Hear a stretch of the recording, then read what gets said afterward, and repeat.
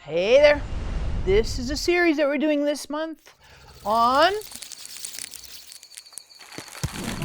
the fear factor. I like it because this is kind of the month when we think of all things spooky and eerie and scary. All those things, right? So what do we do with fear? Well, last week we talked a little bit about normal fears, stuff that we have in our daily living, just regular, customary, stuff that's expected. This week we're going to talk about irregular fears, fears that are not part of normal, customary, daily living.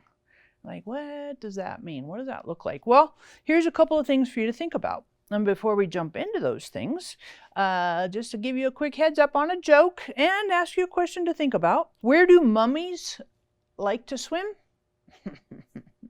Gotta wait till the end. Where do mummies like to swim? Wait till the end and we'll give you the punchline. But let's think and ask this question as well. What do we do with irregular fears? So let me give you this example. I remember when I was growing up and there was a horror movie that was out called the Amityville Horror.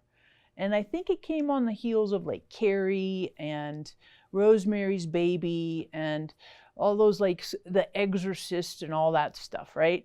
And I remember, I don't know, I was like 8 or 10 years old when those were coming out and it was like the big rage. Scared the living bejeebers out of me. I mean, literally, all those things that were irregular, supernatural, things that you couldn't explain. You know, I remember I was just scared out of my mind. I remember when I was really little, I used to run and jump in my bed so that nothing underneath my bed could sweep out and get my legs. I was so scared. These are irregular fears. And maybe you can identify with some of those fears from your upbringing, or maybe you watched Freddy Krueger, some of those movies that are like fearful movies. But what do we do with irregular fears? And does the Bible even talk about irregular fears? And I want to give you some examples from the Bible to help you with the idea of irregular fears. One example is Saul. Again, we talked about Saul in the first episode where he was afraid of the people. But now, this is interesting, at the end of his life, he goes to who is called, this is officially her title, the witch at Endor. Right? This is at the end of 1 Samuel. And he consults the witch at Endor about a battle that he's about to have. And he asks her, disguises himself, he asks her to call up Samuel, who had died. Samuel was the prophet who anointed Saul to be the king of Israel. Samuel had died, and Saul was kind of really at a very scary place in his life, at a crossroads, and he was concerned about a battle he was going to go into, and he wanted God's participation, involvement. He wanted to consult Samuel to get some input on what to do in this battle that was facing him. Saul went to the witch at Endor and consulted her. She conjured up the ghost of Samuel, and then everybody freaked out. She's like, "Oh my goodness, you're the king and you're disguising yourself." And Samuel is like, "Why are you calling me here? I don't want to be here. This is ridiculous." And Saul is saying to Samuel, the ghost of Samuel, and you're like, "This is all fake, Sarah." No, it's not fake. It's legit. It's the last 3 chapters of 1 Samuel. You can read it for yourself and see. This is so bizarre.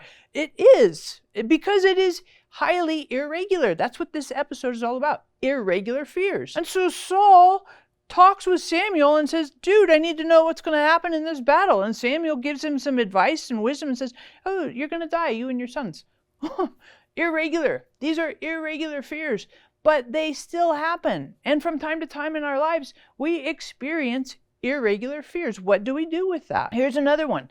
Nebuchadnezzar. I think this is fascinating. In Daniel chapter 4, he has a dream. And in the dream, he sees something bad happening to himself. And sometimes if you're like me, we will have bad dreams. I don't know if you've ever had a bad dream. I've had bad dreams. I've had bad dreams where something is chasing me. I've had bad dreams where I feel like I'm falling apart. I feel like I can't get something done. Bad dreams. Horror, terror dreams. Another example of something irregular, of an irregular fear, we read about in Acts chapter 7. And these are the 7 sons of Sceva who were Jewish, the sons of Jewish leaders, and they were trying to cast out a demon. And the demon-possessed man, the demons in that man, spoke to the 7 sons of Sceva, and this is what the demons said to them. We know Paul, we know Jesus, but who are you? This is highly irregular. This is demonic activity being evidenced through a human. These are irregular fears. And so what do we do with irregular fears? Well, here's an answer to help you with that. Number 1, recognize that the supernatural world, the spiritual world, is always present. Whether you are logical, analytical, and scientific, and you know A plus B equals C, no matter all of your rational underpinnings, there is a spiritual, supernatural world. And to deny it or ignore it would be to our own disadvantage. So let's acknowledge there is a supernatural world. There is a spiritual world. And one doesn't necessarily trump the other. I have rational thinking, but there's also spiritual and supernatural. And they are both valid and real. And so we have to acknowledge that. These are things that happen because God is supernatural and the devil is a real devil. And so to deny these things or to not realize or to kind of put them in the back of your mind and ignore them wouldn't be helpful at all. So acknowledge them. Yep, that's true. The spiritual is very much real, every bit as real as everything I know in the natural. Spiritual and natural are equally real. So as we finish this episode, here is a great conclusion, punchline for your joke. Where do mummies like to swim? Mummies like to swim in the Dead Sea. I know, but next week you're going to love the joke next week.